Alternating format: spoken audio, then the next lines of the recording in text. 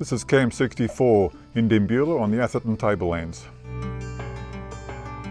It's my museum come art gallery, and it also combines a nice little cafe.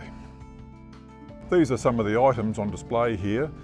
Some of them I've found over the years, some are donated and some are on loan. I'm always picking up bits and pieces in my travels. So the bigger plan is to develop the corner block here with some buildings and give the whole show much more room to grow. In the last program, we looked at the 130-year-old General Gordon tin mine, located between Dimbula and Mount Garnet in North Queensland, where two family members had been running the operation there using machinery that dates back over 100 years. This time we're going to Malanda. There's a little hidden valley over there, and it's not far from Mount Bartle Frere, which is Queensland's highest mountain. A couple over there I met several years ago. We're going to have a bit of a talk to them, and there's a heck of a lot there to see as well, so I suspect we're going to be there for a couple of days.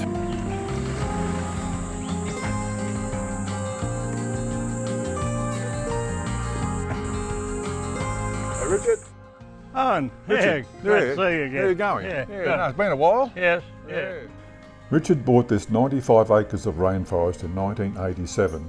At that time, there was no access onto the land or any water or power connections. There was, though, a large creek running through, fed by 3 natural springs on the property and by dozens of other springs in the region.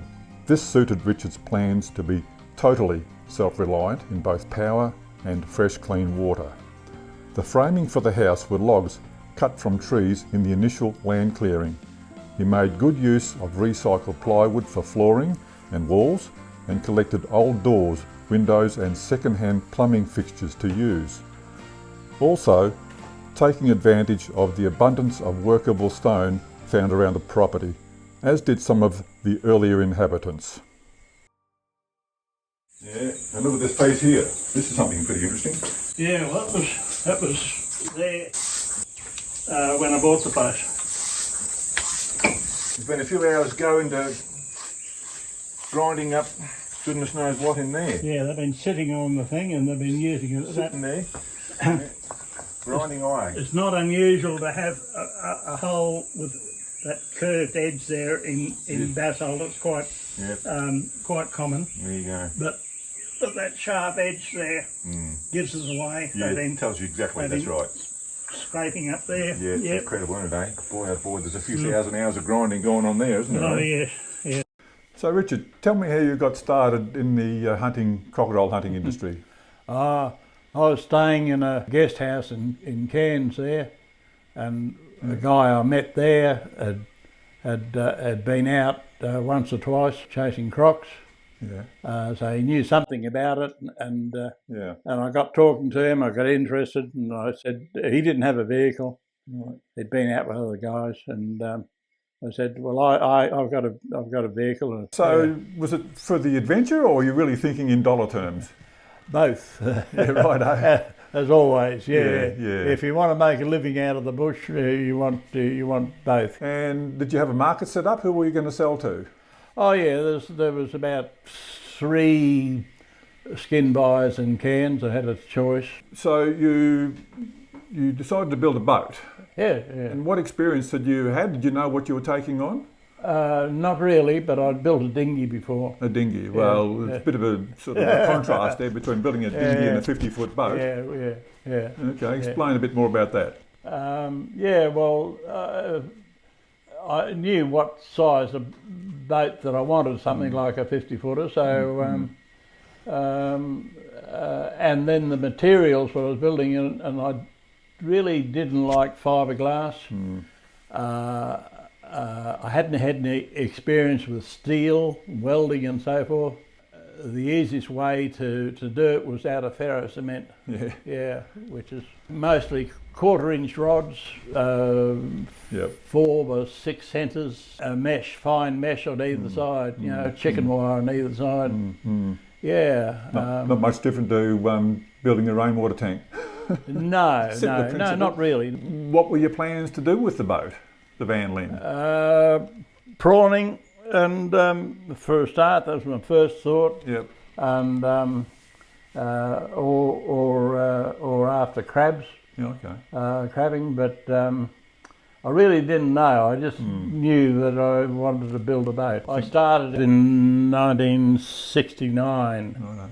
The Van Lin. I went broke 3 times building it, so I had to go out shooting again. Right. Jack Sweeney turned up. He'd been told about me and the boat I was building, and he'd been down over to New Zealand looking for a similar boat down there. So Right. Decided against it. So he came around to me and had a look at the boat and wanted to buy half share in it. So I sold it. I sold half a share to him. Okay. Yeah, and went in partnership with him. Yeah. Yeah, and that followed on to doing what? Well, he was ex-Daru. Daru's an island on the western side of the mouth of the Fly River. So, and then that took you into hunting crocodiles up there. Hunting, buying skins, yeah. Oh, that's buying right. skins. Buying yeah, skins. Yeah, yeah. And you had a market for those, and Yeah. We were selling to Singapore in those days. And what state were the skins in when you took possession of them, and were they treated or? Salted, yeah. Salted. Yeah, scraped and salted. Yep. And, we would put over the local radio when we were leaving Daru to go up the river, and in what points on the river, in what dates we'd be there, so they could meet us there.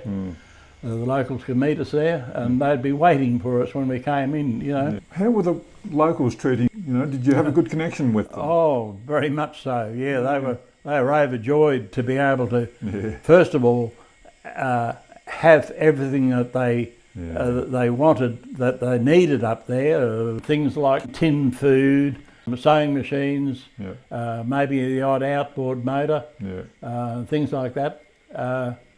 Lots of tobacco, of course, stick tobacco, and just about anything. If they wanted something bought up next time we came up, they'd let us know, so they didn't have to go down to Daru to get it and pay more for it.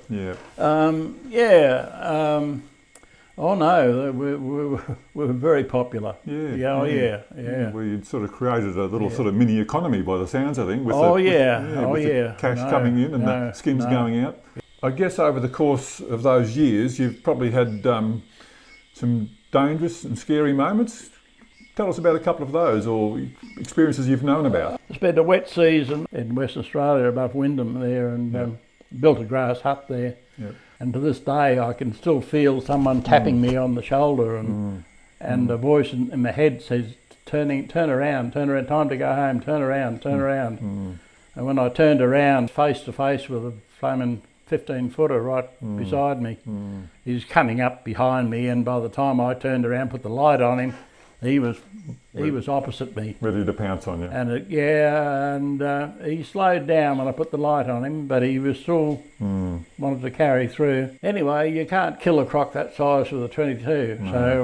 But I go through my mind quickly, and I knew if I stuck one in his ear, give him a headache. He couldn't go down into the deeper water. He couldn't dive because it would hurt too much. So they stay up on the top.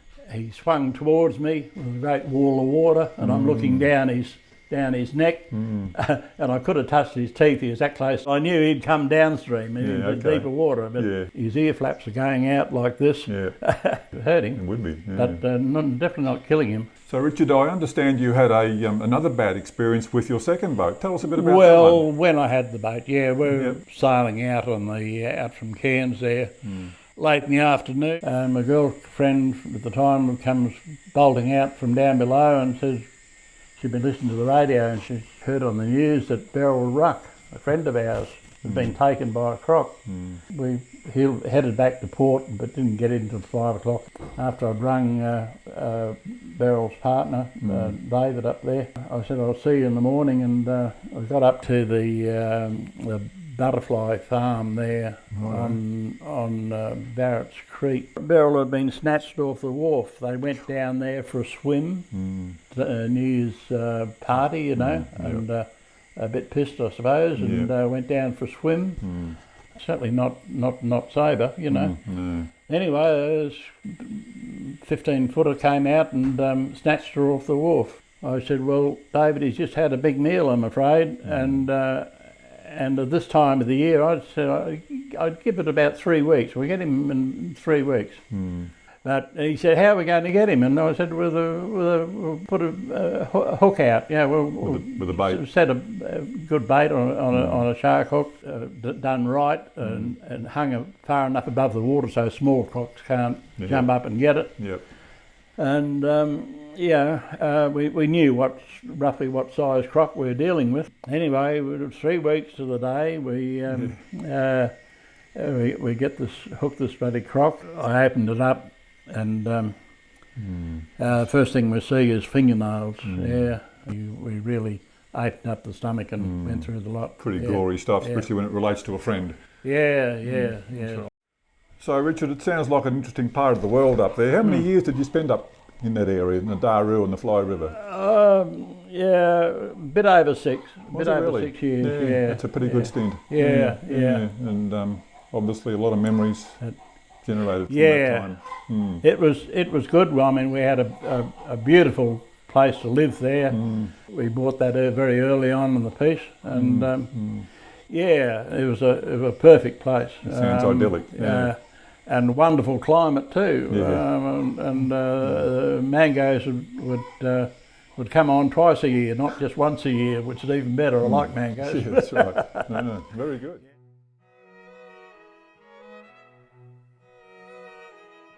Richard's partner, Helen, is an accomplished and recognised artist.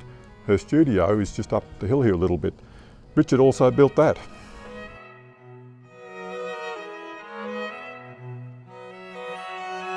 So I've always taught art. I love teaching art as well, but I've always retained the practice. And even though I've travelled over many parts of the world, I've always managed to do some drawing. And I started exhibiting when I was in Jamaica. I was there for 8 years and exhibited every year, either with a solo or a group show. And when I came back to Australia, I really started in earnest. I got a job teaching art, but I kept exhibiting every single year. So I'd come home from school and go to a space and paint and exhibit. And then eventually I built up so that I could do a solo, and I've been doing solos. It takes me about 2 years to do solos, getting your act together. Thinking, a lot of my time spent thinking. So even though I've got this big space, I might just come here, I might have the music on, and I'll just be thinking, sketching in my little sketchbooks, and I've got lots of sketchbooks everywhere. Nothing too detailed, and I write a lot of my ideas, and when I go out with Richard into the outback, I tried painting while I was out there, but the paint would dry on the paper, and I wasn't going to carry oils because you literally camp no longer than 2 nights anywhere when you travel with Richard. And then in the evenings I would sit and I would draw. So I've got lots of little drawings of Richard and the dog and the fire and that sort of stuff, camping sites. But make notes, and then masses and masses of photographs. So I unashamedly use masses of photos, lots of little drawings and my ideas, and then I'll start. So what I start with is not a copy from a photograph, it's just an idea that I have about an area, and then I use all the images that I've collected. So sometimes I might have a whole lot of things stuck up here, and I might use photos I've taken of grasses, that I'm looking down at things all the time. I discovered when I stepped back that it was too dark, it didn't work. So I started putting in the grasses, and then the painting takes over for you and it just tells you. So it was telling me I needed to work up into these areas as well. So it's dense down here, just scattering and getting small strokes as it comes up. So in a way, if you go in close to any part of it, it's like an abstract work until you step away from it. And then photographs of the overview of what you get. So a lot of my landscape paintings, I use distorted perspective to actually do that. And I've just kept painting, and even though I'm older I get tired, but I have to come here inevitably. So Richard, I've heard about your hydroelectricity that you generate here from your flowing stream. I think we should go and have a look at that, eh? Yeah, right, okay. Yeah. I'll just get my knife. Righto, so this is your system here. We're about to have a look at what's happening. Okay, so Yeah. that just pulls it down and submerges the pipe and gets the water flowing. Yeah. This is one of 5 ponds here, Yep. all going into the main one there, Okay. over the road, all feeding the turbine. Yep.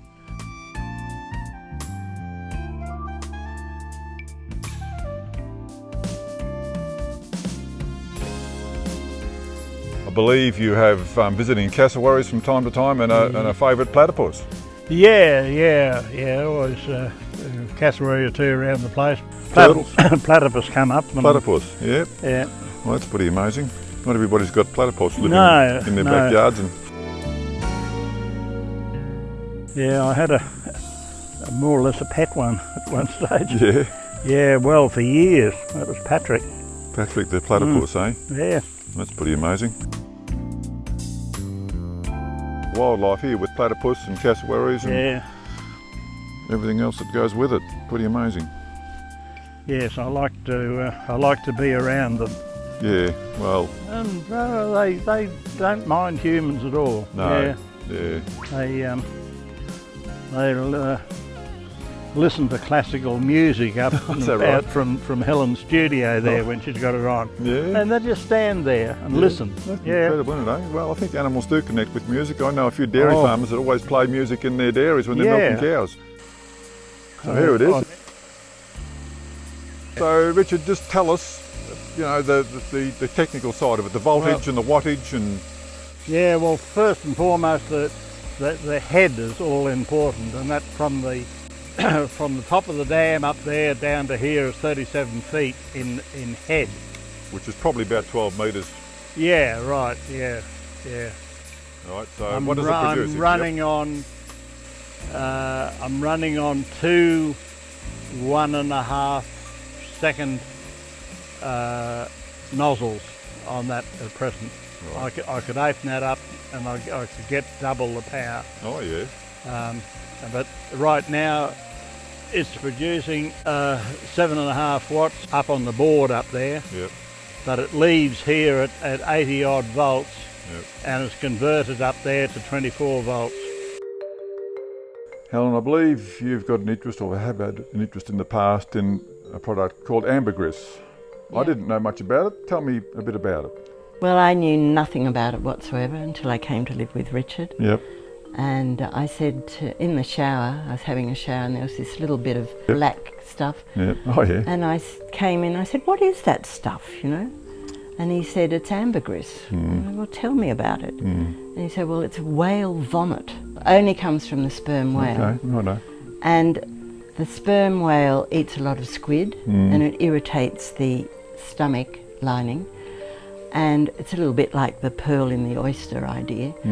It gets irritated, then they regurgitate it, and this stuff floats around on the surface of the sea and eventually floats up onto the beach. And I said, well, what do they use it for? And he said, it's used to set the scent in very expensive perfumes. Amazing. And I said, well, you know, he said, it's worth a lot of money. I said, really? So I got on the internet and I got on and I Googled it, and it came up with this image of a woman who'd found a huge piece about this big. What did they say it was? $1 million worth or something. Was this in Australia? In Australia, South Australia. Okay.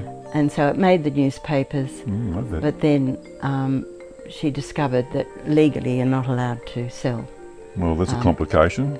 ambergris. Yep. Okay, so And that was because a treaty was brought up between America and Australia in 1976, was it, about that? In the 70s, to not take any products from the sperm whale. They're a protected species around the world. okay, And so that's what they decided to do. yeah, And so it's very rigid.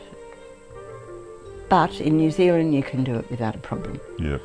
Okay. So I got on the internet and I thought, well, I'll take a photo. I took a photo of this. I contacted perfumeries in Paris and Italy, in Rome, and they rang us the next day. So right, so what size piece are we talking about? This was small, only about that big. Oh, is that all? Yeah, God. tiny. Yeah. And they wanted to know if we would be able to find some more. Yeah. And we said, well, we'd love to. Or Sure. Richard said yes, but how do we do it? And they gave us a contact in Sydney. Sure. So Richard rang the contact. Yeah. He told us what to look for. We found probably about $8,000 worth in 4 months and things like that. Right. Okay. And so that's what we were doing, and I loved it. Richard prefers meteorite. Yeah. We virtually went on every beach on the south coast of Australia, and you'd go on the bike, one would walk, the other one would go on the bike, stop, and so we'd take turns walking, stopping, looking. And the idea is that you look up in the dunes behind the dunes, because this stuff is so light and it ranges from a white colour through to pure black, so it's quite hard to find. And the wind obviously can blow it as well, not just the sea, but That's it can exactly blow right. it. Yeah. Enough wind will blow it, and we go looking for it. And I think I told these two before that when you're looking on the beach, the tides take up debris according to its weight. So it's like a supermarket. So you'll get light globes in one area, you'll get wood in another area, thongs in another area, and occasionally a piece of ambergris. But we searched for days, didn't get anywhere, and then we went on to a long beach, whose name we won't mention at the moment, and Richard said, dust off your tracks so they can't see that we've come down here. And I saw this large piece of whitish stuff about this big. While you were brushing out your While I tracks? was brushing out the tracks. Yeah, righto, Yeah. okay. And I picked it up and I smelled it. Yeah. And yes, I was screaming at the top of my voice. So right. Yes, yes, yes. And Richard turned around, could see me yelling, came back. Yeah. And we're looking at $500 worth or $300 worth in one piece. So does it retain its smell when it's been sitting out in the sun there for Well, months? there's a test you can do. If you take a piece of metal rod and burn it, make it hot, and push it into the ambergris, you'll get a smoke coming off like from a resin and a very distinct smell. So it smells like a cross between the sea and the earth. Okay. It doesn't smell like vomit. Seaweedy, yeah. And we did have a little bit of help from the dog, because before we left, Richard trained it to sniff ambergris. But he was more interested in seals and... Oh yeah, righto. Bit of a distraction. But he did save one piece. I picked up one piece and I thought it was a piece of bone. Right. And I threw it away. For some reason I turned backwards and looked back. Yeah. And the dogs was going berserk. So right. And it was a piece of ambergris. Yeah, that's pretty amazing. Yeah, yeah. How'd you go on then to sell the stuff? Well, we had a contact. I had a mobile that would occasionally work. And so once, while I was sitting on the beach on top of the truck to ring, and I got through. And he wanted to know where we're doing, what we're doing, how much we've got. And so he took a cut, obviously. Yeah. And it went to Europe. Yeah. So that's where it ended up. Amazing. So you decided to grow edible bamboo, obviously more than you were going to eat for yourself. So what was the plan there? To make a living from it at the hottest time of the year, which is coming up now. So it grows faster is what you're saying? Yeah, so that was when I wouldn't be chasing meteorites. There's about 9 acres there, I think. 600 clumps. Yeah. He planted It's originally. a fairly serious quantity. Yeah. But the market dropped out of it, so we Did it stopped really? selling it. Yeah, it wasn't worth it. It really wasn't worth it, no. No, This is a Japanese Seedless, seedless mandarin, so they're just starting now. yeah, they're beautiful. And sometimes we get 2 crops a year. Too, really. Yeah, and they're fabulous, absolutely. I know, I was lucky enough to score a few last year. They were delicious. Yeah, they're a good tree to plant. All right, the wonderful veggie patch. Richard is the veggie man. Yeah, it's a bit... Pretty good, It's a bit hot and dry at present. And those chickens got into those lettuce there the other day and wiped 3/4 of them out. So Richard comes up here every single day, without fail, to do the watering of small things and to check for beasts that might be eating. Richard and Helen's focus using sustainable methods on their 95-acre rainforest connects them to an organisation, Worldwide Opportunities on Organic Farms, known as WOOF. It's an international living and learning exchange program where volunteers live on a property in exchange for meals and lodgings while they learn the methods carried out on the property.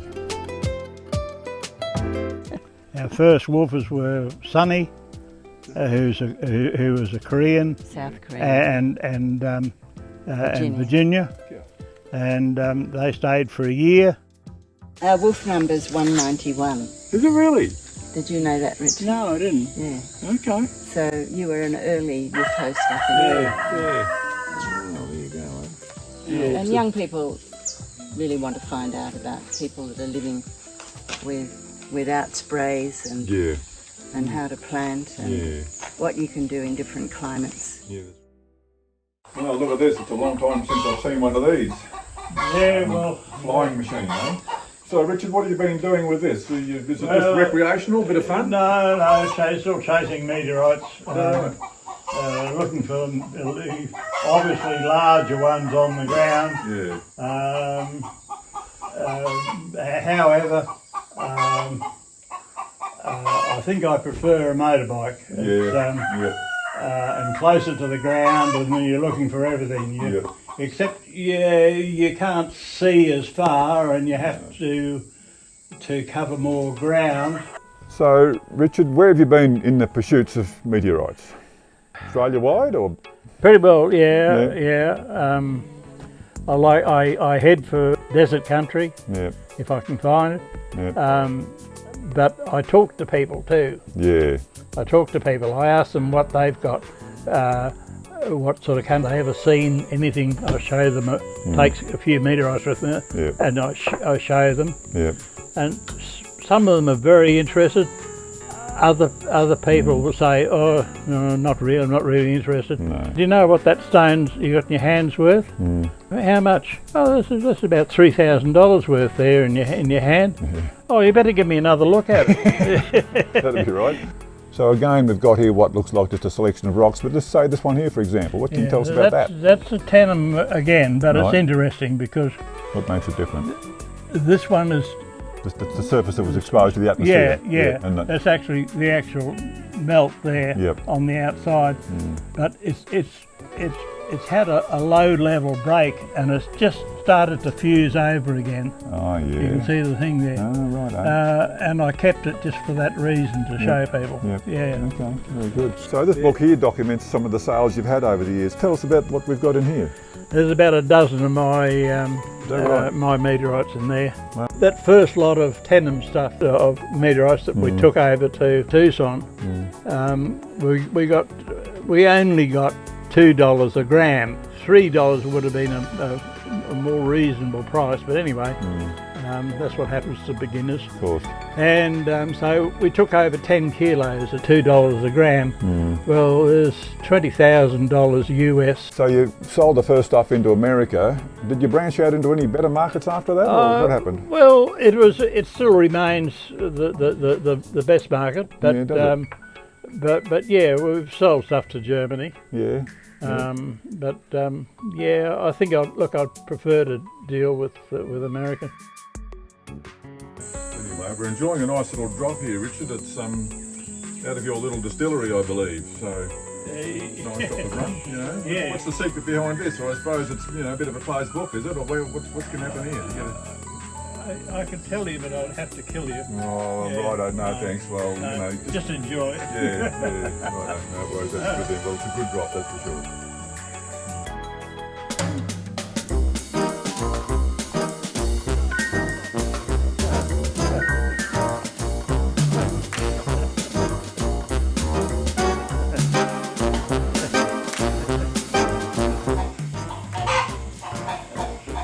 Get that shook. No, he's all right. He's okay. Run it again. That's all. Just bring the eggs, will be fine.